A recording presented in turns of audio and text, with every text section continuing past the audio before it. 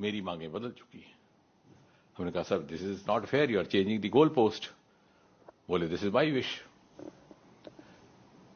तो फिर हमने उनको विनम्रता से समझाने का प्रयास किया कि आप जैसे वरिष्ठ नेता को, जो नेता प्रतिपक्ष भी हैं, एलओपी भी हैं, ये शोभा नहीं देता कि कुछ ही क्षणों में आप अपनी बात से मुकर जाए।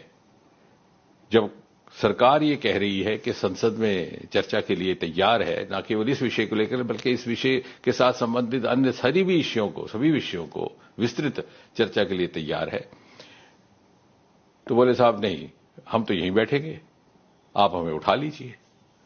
बोले साहब मैं तो आपसे चर्चा करने आया था बड़ी विनम्रता से, आपको उठाने का तो हमारा इरादा नहीं था, मैं तो सिर्फ आपसे यह अनुरोध करने आया था। लेकिन ऐसा लग रहा है कि आप शायद उस मूड में ही नहीं है कि आप कुछ वाया मीडिया या रास्ता निकाला जा सके।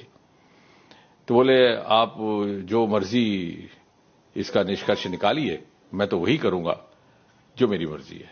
फिर गृह सचिव जी ने भी एक बात रखी कि साहब अगर आपको बैठना ही है धरने पर तो कम से कम इस जगह ना बैठिए, इससे बहुत असुविधा हो रही है जनसंधारण को। तो बोले ये भी मेरी मर्जी है। तो मुझे बड़े अफसोस के साथ कहना पड़ता है, ये बड़ा ही दुर्भाग्यपूर्ण है कि एलओपी का इस प्रकार का व्यवहार रहे कि वो अपने पक्ष को इतनी जल्दी बदलते हैं। और इसका अर्थ ये हुआ कि वो कन्फ्लिक्ट के मूड में है, वो चाहते ही नहीं कि सरकार के साथ सहयोग करके जनहित के विषयों पर चर्चा की जाए या जनहित के विषयों को आगे बढ़ाया जाए। वो ये मन बना करके आए हैं कि कन्फ्रंटेशन हो, कन्फ्लिक्ट हो, मुझे कोई मुद्दा मिले। लेकिन हम जानते हैं इस देश का आम इंसान, आम नागरिक इतनी समझ रखता है कि उस प्रकार की पॉलिटिकिंग में या इस तरह की राजनीतिक नौटंकी के झांसे में नहीं आने वाला। और जहां तक सरकार का ताल्लुक है, आपको स्मरण होगा आज प्रातः ही प्रधानमंत्री जी ने बहुत स्पष्ट कहा है कि नीट और पेपर लीक इत्यादि विषयों के लेकर के जो लोग भी जिम्मेवार हैं उनके खिलाफ कड़ी से कड़ी कार्रवाई की जाएगी, की भी जा रही है। बहुत सारे लोग हिरासत में भी लिए गए हैं।